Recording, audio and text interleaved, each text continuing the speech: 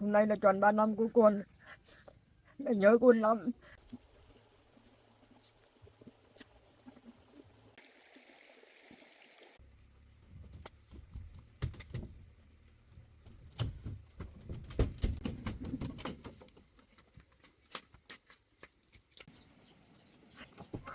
Con vô cho mà áo thế. Hôm nay ngày giỗ của chồng nó mà không biết à.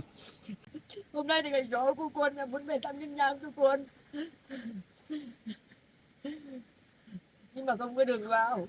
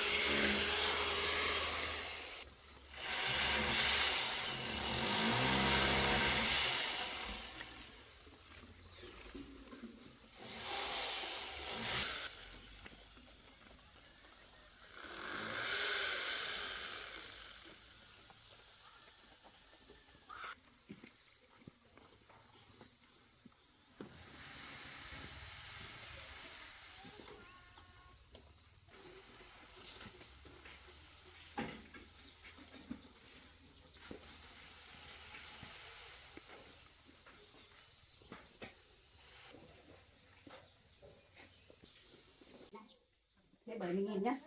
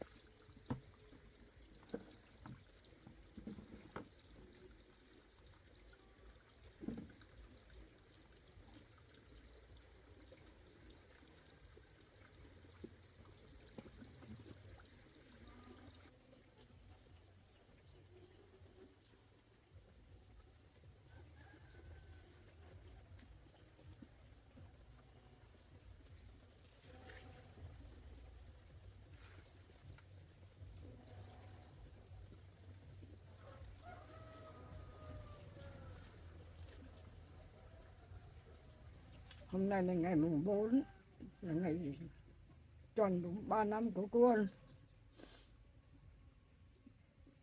Bà nhớ ngôi nhà của bà lắm. Bà muốn đi về thăm nhân nhang của cô.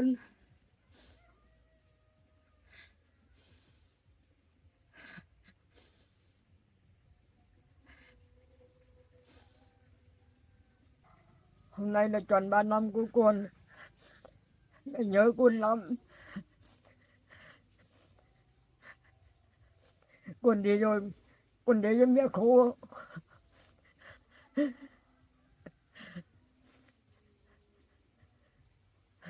Cô nên biết mẹ khổ đến chừng nào không?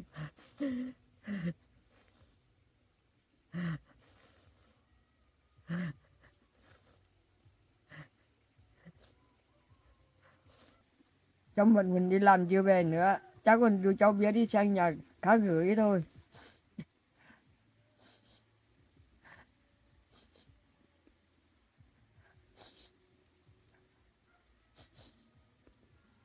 Cháu hôm nay bà nhớ con, bà nhớ con quá, bà đi về đi thăm nhân nhang cho con. Mẹ cũng không có cái gì đền ơn cho con nữa.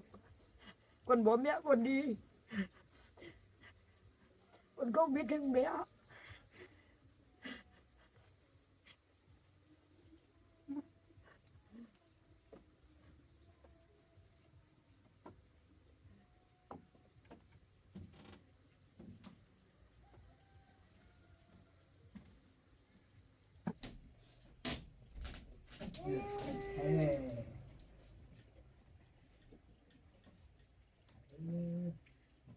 Ô, bên chạy lúc nào nữa bà không biết đâu. Ôi, trên cái đầu á. Ô, ô, ô, ô. Bé đi đâu? Con ở đây, bà đi gấp chăn này, bà đi có việc của bà đúng không?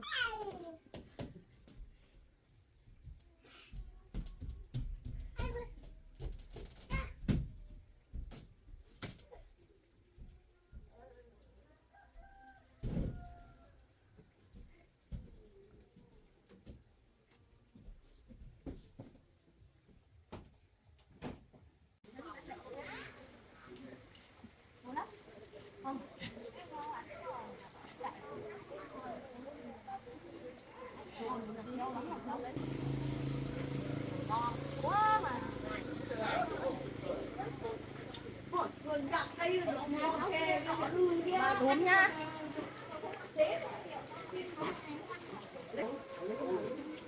Ở cái chỗ này là đây thôi, cái con này con dở rồi, bác phải lấy con nguyên đi kìa.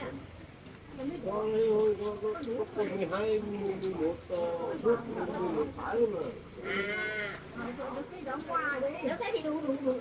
Đủ. Là nếu mà nhiều thì em một cái cây nó còn đỏ quay luôn rồi. Nếu thế thì đây để không ở nhà ai nhỉ? Lấy một cái túi đó. Lấy thêm đi.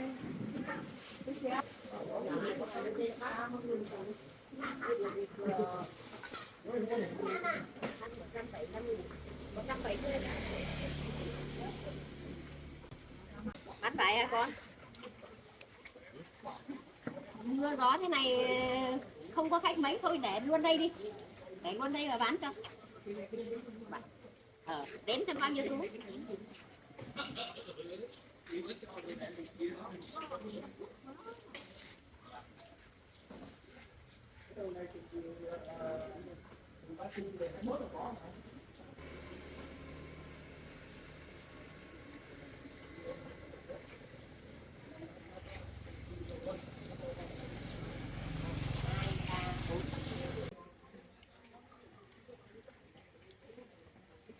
Mình nghỉ. Mua hết rồi nha.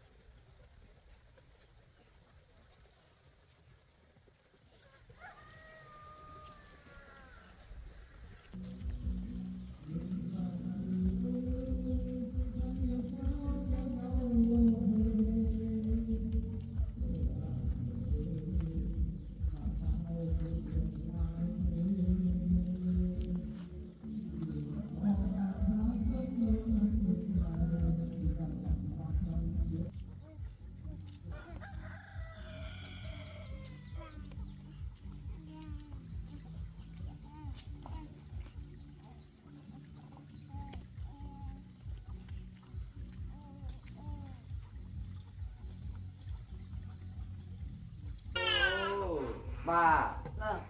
Bà bé cháu đi chưa? Cháu xem hồ, hôm nay bà có việc. Hôm nay là ngày giỗ con trai bà. bà đâu ngoan là ôi nhà má thằng nhá thế à bà ơi thế mình đi đâu rồi bà Mình đi làm chưa về đâu. em làm chưa về à Giờ với đem cháu về gửi cho cháu xem một lúc cho bà nhá. Tôi hỏi bà một tí nhá. và Bà đi lúc mà bà về. và nhá bà cứ về nhá bà ơi Vâng.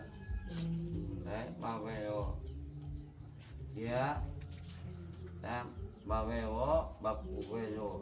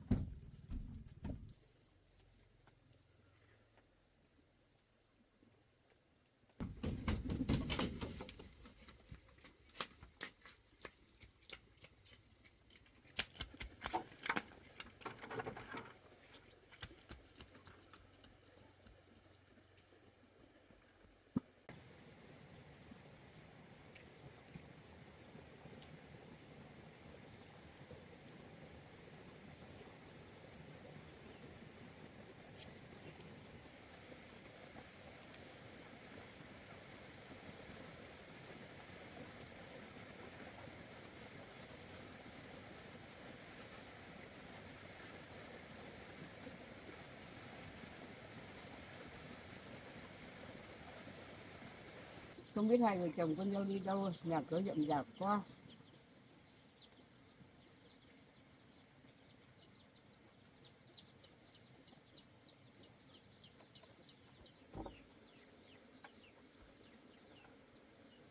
Cửa khóa thế này nè, đi đâu rồi vào, không muốn cái con trai rồi.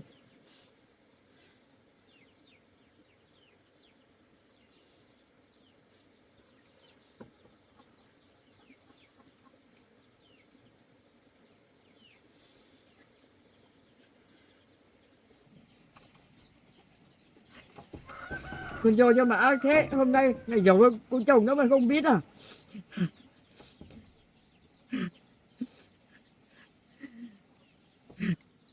Đi đâu thì đi chứ, ngày gió thì về làm gì mà nhà bóng tanh thế này.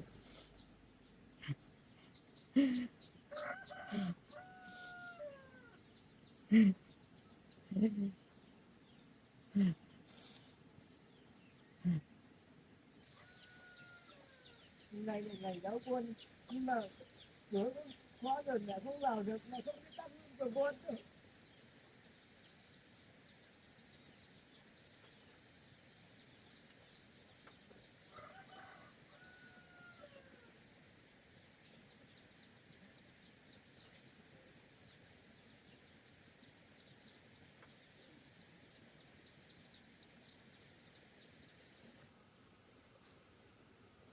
Từ ngày con chết ý, mẹ khổ, không được ngày nào nghỉ ngơi cái gì đâu, ngày nào cũng đi làm. Con dâu cái chửi mắng mẹ nữa. Ruộng vườn thì họ đào chỗ này một ít, đào chỗ kia một ít, không nên nhà cửa nữa. Con có biết mẹ khổ đến mức độ nào không? Con dâu đi cà bồ nữa, ruộng không làm cái gì, cái một mình mẹ làm, nó không còn tí sức nào nữa đi con ơi. Hôm nay mẹ về thắp hương cho con, mẹ nhớ con, nhưng mà cửa con dâu đóng rồi không có chìa khóa vào nữa, mẹ không biết thắp hương cho con đâu.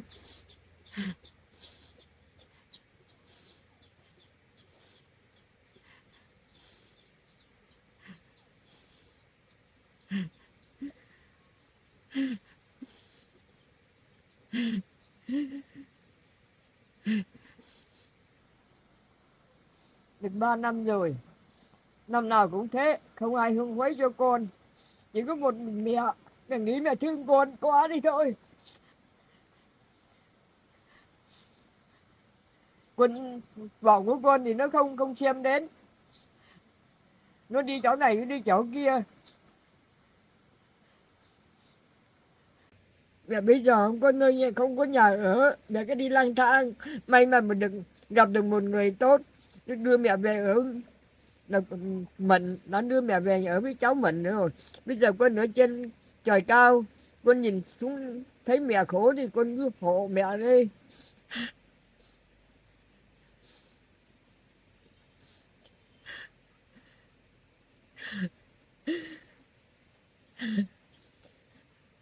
Con phù hộ cho mẹ.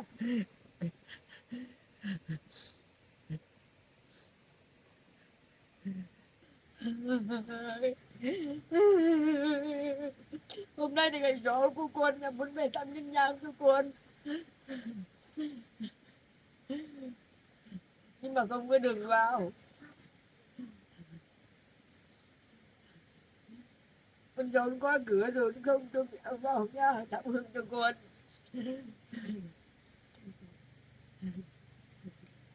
Ta thương con nhiều nhưng mà không có đường vào, con thông cảm cho mẹ con ơi.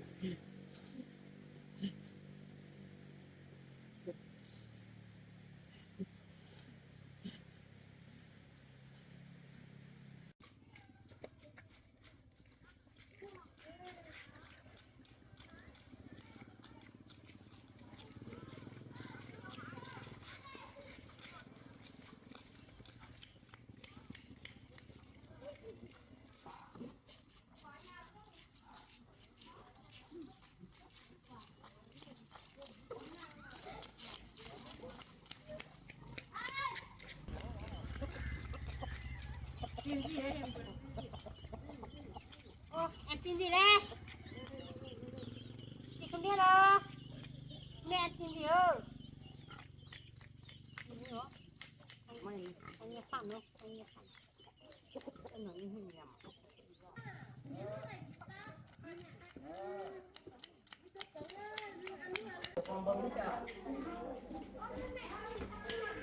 thấy gì ấy tức là chị thấy qua đây rồi bé con mà lại khóc nữa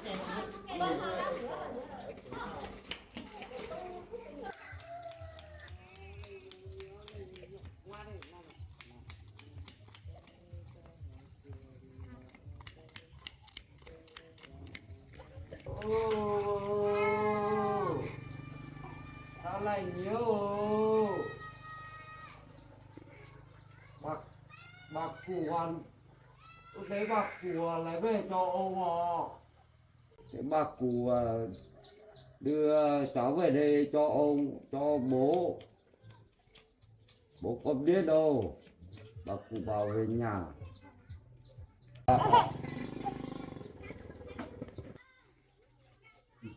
đưa về cho ông bé đi alo alo đi xe con cả đi xe con cả đi xe con cả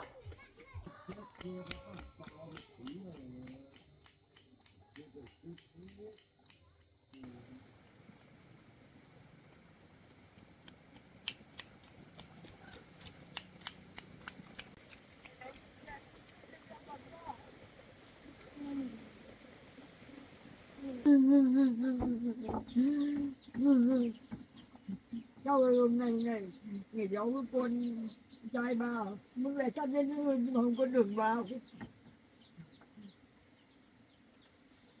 không có đường vào thăm cho con trai của bà khổ lắm cháu ơi. Con dâu thì chẳng quan tâm tí nào đến bà cháu ơi. Bà già rồi bà khổ lắm.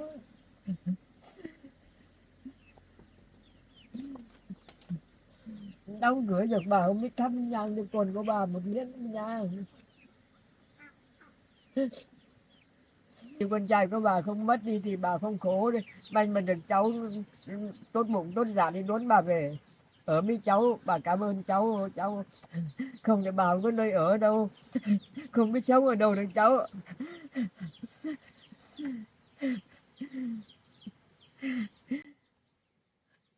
Hôm nay là ngày bà muốn về thăm nhân nhang cho con trai của bà mà bà không vào được nhà.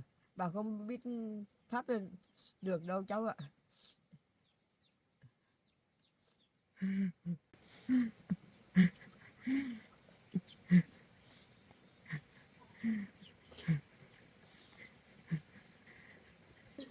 Bà rất là buồn cháu ạ. Hôm nay muốn đi thăm nhân nhang nhưng mà không thắp được.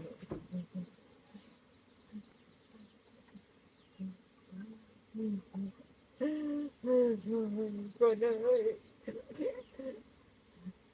mình nhớ buồn lắm con ơi.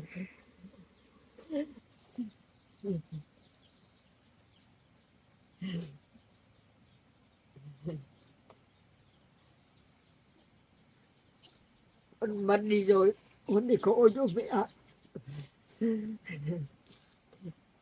Mẹ già yêu nữa, không có nơi đi nữa.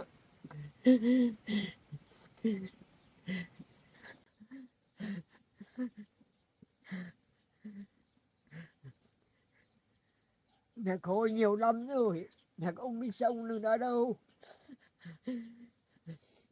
Chỉ có một mình con duy nhất, còn bố mẹ còn đi được mấy năm đây rồi.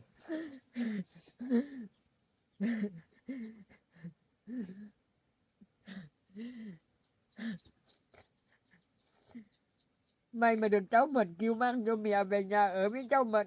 Không thì mẹ không có biết ở đâu được, ông có nhà cửa ở. Mẹ ông đi ở dọc đường số nhà này nhà khác thì con ơi, con phù hộ cho mẹ tốt rồi.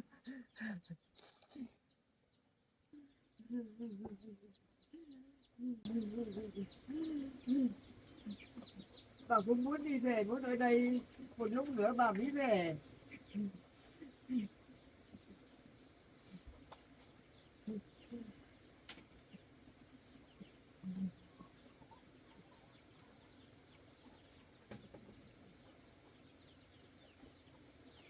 ơi, con có thấy mẹ ở đây không? Con phù hợp cho mẹ sống lâu sống khỏe nhá.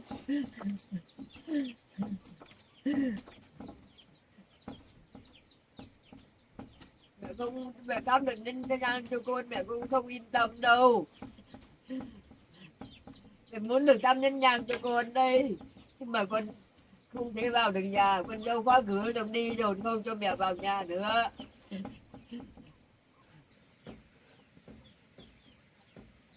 Làm biết nó không vào được nhà, nhưng mà bà muốn ở đây một lúc là cháu ạ. Bà nhớ cái nhà với nhớ đứa con của bà quá đi.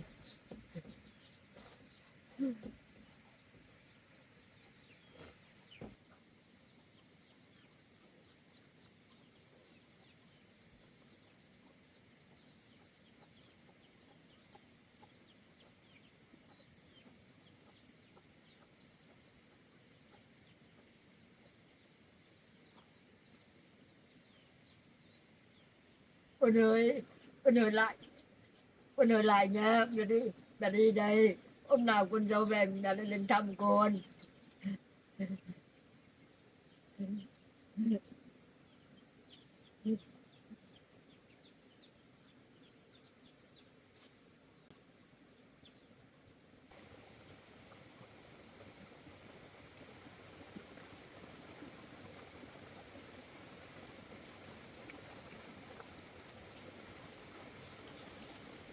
Bà xin lỗi cháu, lúc bà đi bà không báo cho bảo cháu một câu nào, thì cháu cũng đi làm, lúc nào bà cũng trốn đi vì cháu chưa anh cái người ngoài xem thôi.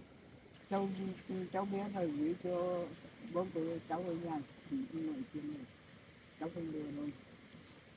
Mà nhớ nào có bà đi về thăm nhà một tí thôi.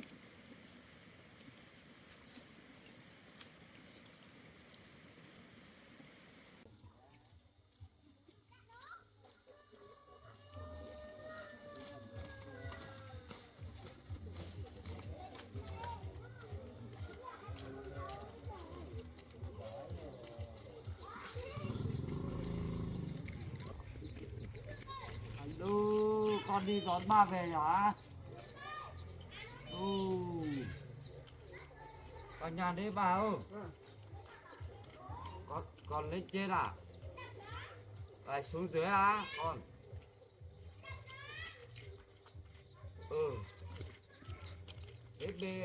Bế đứa con về nhá, con nhá.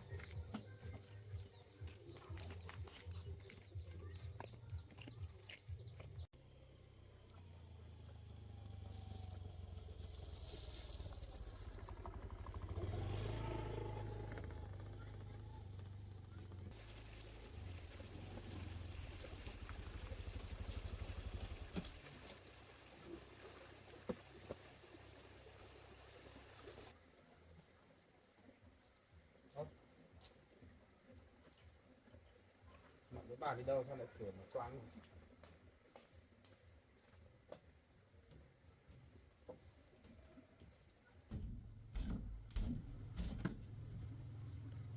Em ơi. Ô, bà ở mặn đi đâu rồi? Nhà này có ốm này.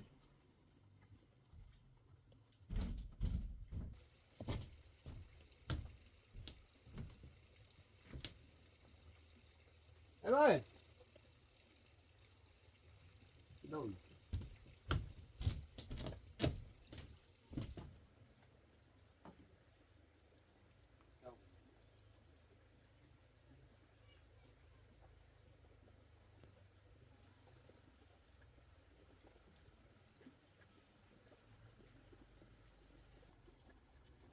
Thiết bị ngoại tuyến nhá. Đây là mất điện rồi.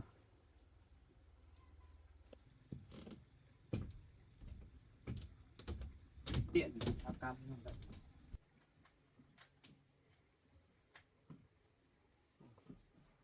Mất điện rồi.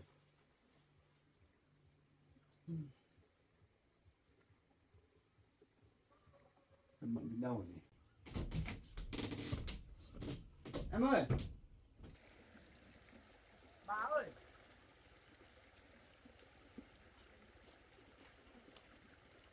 bà cháu mình đâu hết rồi.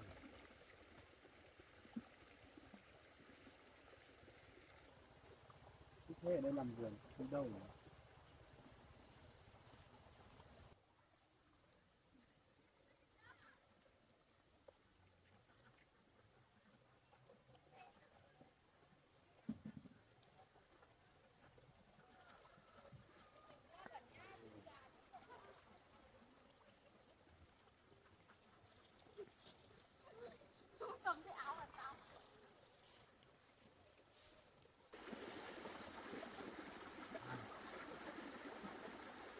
Bà với mận đi đâu ấy? Bà đi đây thăm nhà. Các bạn đi tìm bà thôi. Bà về thăm nhà á? Bà đi đây thăm nhà. Lâu rồi bà nhớ nhà quá. Bà về thăm nhà. Em cũng với bà đi à? Bà đi bà không bảo cháu Mận đi tìm bà về thôi. Thế á? Thế sao bà không không chờ để cháu ở nhà cháu đưa bà về? Cháu cũng đi làm về muộn, bà nhớ nhà quá rồi về thăm liên hương cho đứa con trai của bà. Bà Dạ. không chờ được cháu.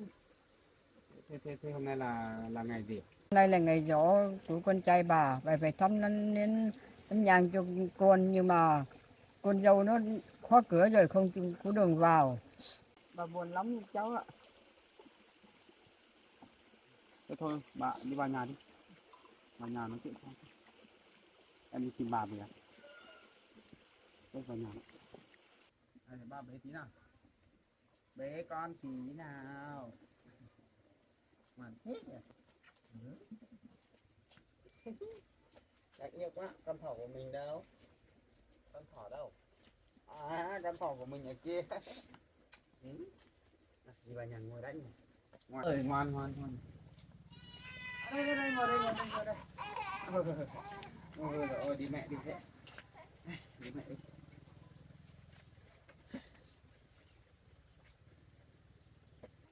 Hôm nay là ngày giỗ con trai của bà, nhưng bà con đừng nói với các cháu trước. Thì bà mới cháu mình đi làm, thế bà nhớ quá thì bà bế cháu bé đi lên gửi cho ông địa của cháu Mận kia trông, bà đi thăm nhà của bà thôi. Thế à bà? Vâng. Bà bế em bé này lên cho bố của Mận á. Bà mới lên cho bố của mình xem hộ bà. Lần sau ấy bà mà có việc gì thì bà bảo cháu trước đi. Thế sẽ đưa bà đi. Chứ bà đừng đi một mình thế nhá. Bà ở nhà bà chỉ việc trông cháu nhỏ thôi. Bà bế cháu đi ngoài đường này lỡ mà xảy ra chuyện gì hoặc là vấp ngã đi thì làm nào? Nhá. Bà nhớ nhá. Thế bà về nhà bà không gặp con dâu của bà. Bà không gặp con dâu, bữa nó khóa hết, bà không có đường về nhà. Dạ. Bà cũng buồn lắm. Thôi bà, không buồn nữa. Dù sao chuyện cũng qua rồi. Bà cứ cho vào quá khứ đi. Nhá. Đừng buồn nữa. Bà cứ yên tâm ở đây ở với Mận là được rồi. Trông cháu cho Mận là được. Không cần phải đi đâu đâu. Bây giờ con dâu của bà thì cũng không thương bà nữa. Bà cứ ở đây nhé. Ai đặt điện thoại không? Em vô bế tí nào. Bế một tí nào. Đây đo nghịch nhỉ. Chỉ cầm thôi nhá. Không được làm rơi nhá. Đây.